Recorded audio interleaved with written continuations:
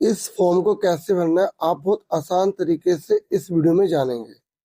देखिए, ये जो फॉर्म है ना, आपको बीएलओ की तरह मिला होगा। उन्होंने आपको दो फॉर्म दिखाए होंगे, एक फॉर्म आपको दिया होगा, दूसरा फॉर्म उनके पास होगा जिसमें उन्होंने आपके साइन करवाए होंगे। तो आपको ये वाला जो फॉर्म है ना, पूरा अच्छे से फिल करके उन्हें सबमिट करवा देना है। तो इस फॉर्म को पूरा कैसे भरेंगे आप यहाँ पे ध्यान समझिए। आपकी यहाँ पे एक फोटो लगी होगी, आपको रिसेंट अभी की कोई नई फोटो यहाँ पर लगा देनी है। पहला काम हो गया आपका। दूसरा, आपको इन दोनों में से नंबर 1, नंबर 2, दोनों में से केवल एक कॉलम भरना है। ठीक है। अब आप कौन सा कॉलम भरेंगे मैं आपको बता दूं।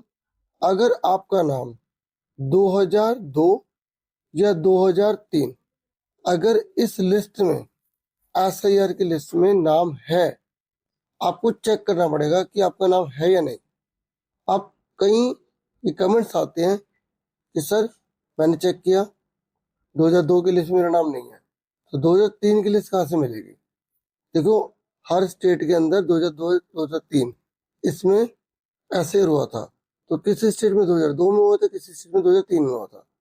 तो अगर 2002 की आपकी लिस्ट है, अगर वहां पे 2002 लिखा आ रहा है तो आप समझ लो 2002 ही है, उसमें नहीं है। तो आपको फिर पता क्या करना होगा। अगर आपका नाम 2002 2003 की लिस्ट में नहीं है तो आपको ये वाला कॉलम नहीं भरना, फिर आपको ये वाला कॉलम भरना है। मैं दोनों के बारे में बताऊंगा, ध्यान से समझिए। अगर आपका नाम 2002 2003 की लिस्ट में आ गया है तो आपको उस लिस्ट के हिसाब से पूरी डिटेल भरनी है। अब वो 2002 2003 की लिस्ट आप कैसे गेट करेंगे। आप पहले कमेंट में, डिस्क्रिप्शन में आपको एक लिंक मिलेगा ऑफिशियल वीडियो का, आप उस पर क्लिक करके अच्छे से वो लिस्ट निकाल पाएंगे। ठीक है। मैं मान के चल रहा हूँ आपने लिस्ट निकाल ली है, तो फिर आपको उस लिस्ट के हिसाब से इस कॉलम नंबर 1 को, ये जिसका नाम मैंने रखा है, इसको भरना है। इलेक्टर नेम, यानी कि आपका नाम, मान लो आपका नाम है आस्था। ठीक है। आपको यहाँ पे अपना नेम लिख देना है।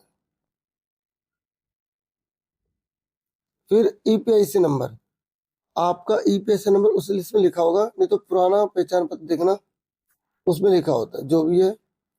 मान लो मैंने ऐसे लिख दिया कुछ भी। ठीक है।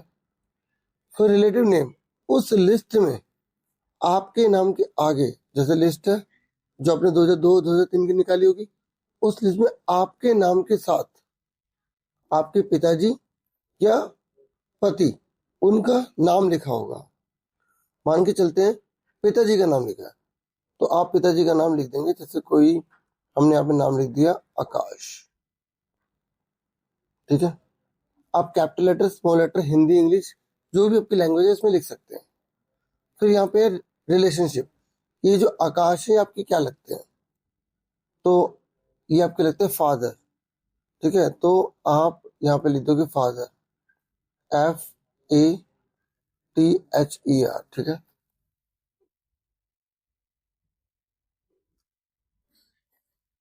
ठीक है, मैंने थोड़ा और अच्छे से इसे लिख दिया। फिर आप डिस्ट्रिक्ट यहाँ पे लिखेंगे, मतलब जिला कौन सा है, तो लिस्ट में आपको पता लग जाएगा। नहीं तो आप जहाँ पर वोट डालते हैं उस इलाके का कौन सा जिला पड़ता है आपको पता होना चाहिए। फिर कौन से स्टेट से है, फिर आपको स्टेट लिखना है। फिर यहाँ पर आपको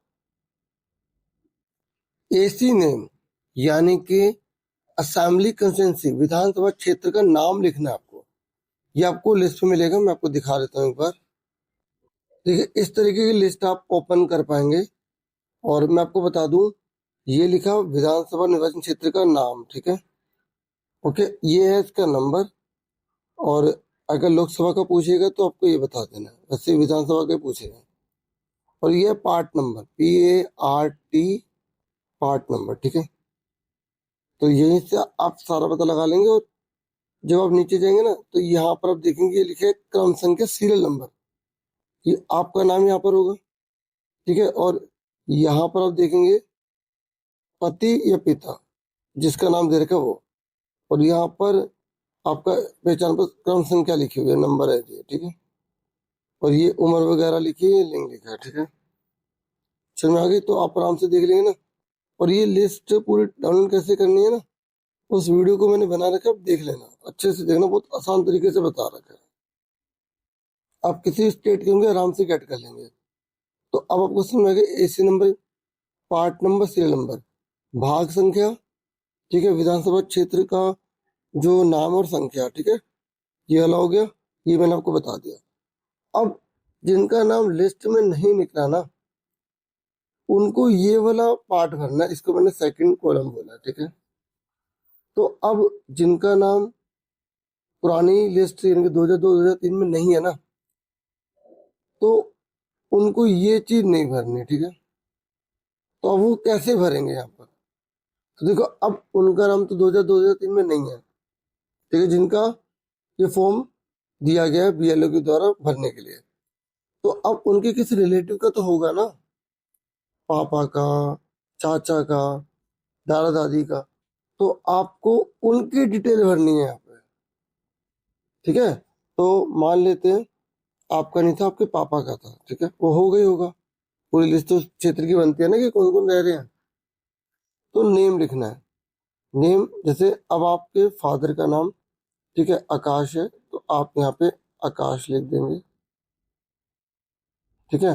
फिर ईपीआईसी नंबर उसी लिस्ट में देखना है, दे रखा है तो ठीक है, नहीं तो कोई बात नहीं, मान लो है तो हमने लिख दिया NBC, ठीक है। फिर उसके बाद रिलेटिव का नेम क्या है? अब देखो, ये रिलेटिव नेम पता है क्या है? उस लिस्ट में पति या पिता का, ये जो आकाश है ना, आकाश, तो लिस्ट में आकाश का नाम है, उन आकाश का जो रिलेटिव नेम है वो क्या लिखा है? तो मान लो वहां लिखा है ओम, और ठीक है, क्या लिखा है? ओम, हमने लिख दिया ओम। और ये ओम है कौन? ओम जो है ना, आकाश के पिताजी हैं, तो वो लिख देंगे रिलेशनशिप है फादर। अब किसी के अंकल है तो अंकल लिख देंगे, ठीक है। पहले तो फादर मदर का देखोगे, ठीक है, अगर नहीं है तो फिर आपको दूसरे का देना है। फिर डिस्ट्रिक्ट क्या है?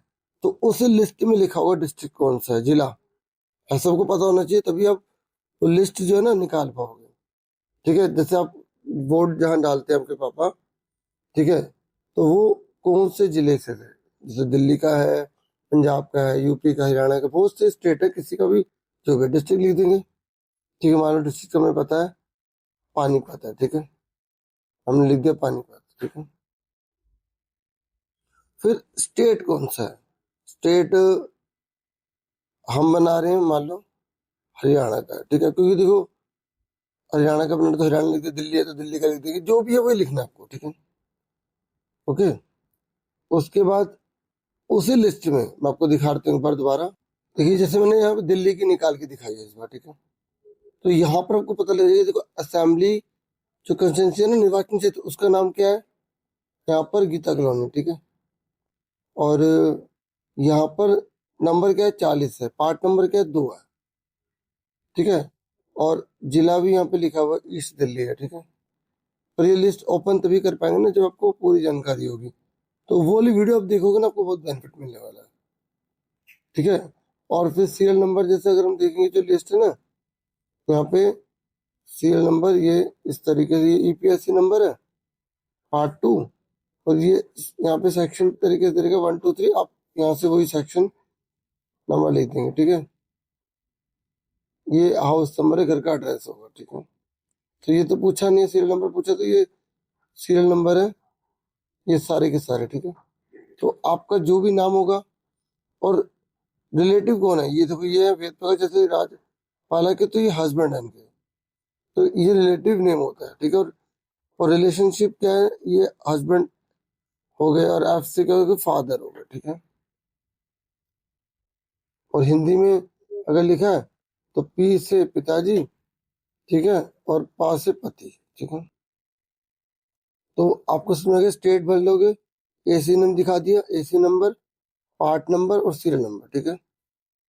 और ये तो दोनों में से आपको एक भरना था ना, पर ये जो नीचे का पार्ट है ना, ये आपको यहाँ पर पूरा का पूरा भरना है, ठीक है। ये पूरा का पूरा आपको भरना है। जैसे डेट ऑफ बर्थ लिखा है, तो डेट ऑफ बर्थ आपका जो भी होगा, जैसे मैं यहाँ पे एग्जांपल, जैसे 11 है और ये mm है, तो क्या हो गया मंथ। तो अगर मंथ है ना तो 05, अगर आपका 11 है तो 11 लिख दोगे, और 7 है तो 07 लिखोगे, मतलब 9 तक ना जीरो लगाना, फिर जो भी ईयर होगा वो लिख दोगे आप।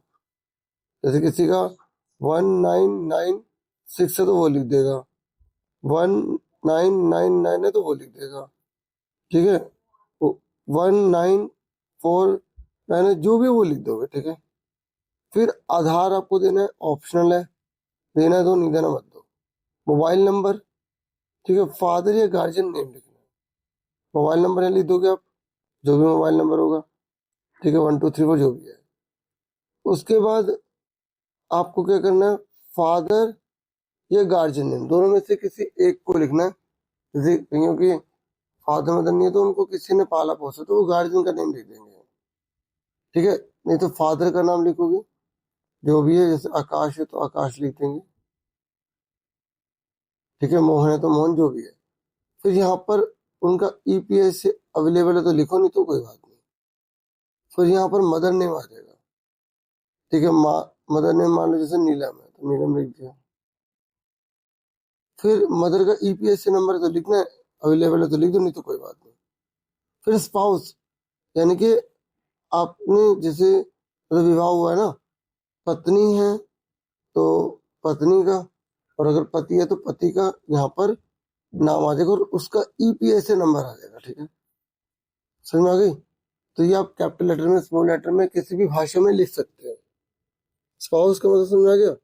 अगर कोई मेल लिख रहा है तो फीमेल, मतलब हस्बैंड है तो वाइफ का नाम, वाइफ है तो हस्बैंड का नाम, इस तरीके से लिखना है। और ईपीएस नंबर मैंने एक वीडियो बना रखी है कि इसे कैसे हम निकाल सकते हैं, वो भी आप देख सकते हैं, ठीक है। नहीं है तो कोई दिक्कत नहीं है।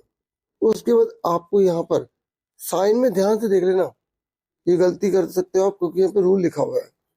यहाँ बता रखा है कि आपको जो साइन करना है ना, साइन, उसके नीचे आपको डेट भी मेंशन करनी है कि आपने किस तारीख को साइन करे थे। जैसे किसी, तो मैं साइन कर देता हूँ, जैसे अमर, उसके बाद नीचे डेट लिख देना जिस तारीख को आप लिख रहे हो, 09/07/2026, इस तरीके से आप लिख दोगे। फिर ये बीएलओ साइन कर देंगे, और इस तरीके से पूरा फॉर्म फिल हो गया।